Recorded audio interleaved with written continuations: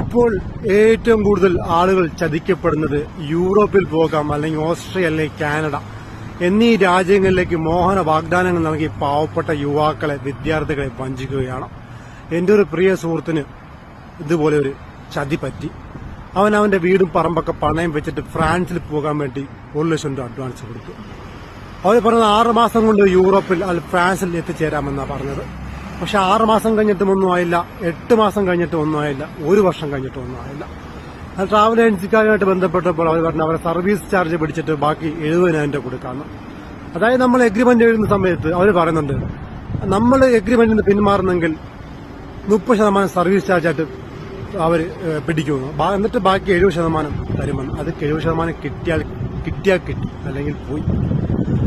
അങ്ങനെ ആ പ്രിയ സുഹൃത്തിന്റെ ഇപ്പോഴത്തെ ദയനീയ അവസ്ഥ, വീടും പറമ്പൊക്കെ വിറ്റിട്ട്, പലിശ കയറി വിറ്റിട്ട് അവരിപ്പോൾ വയനാട്ടിലേക്ക് കുടിയേറി.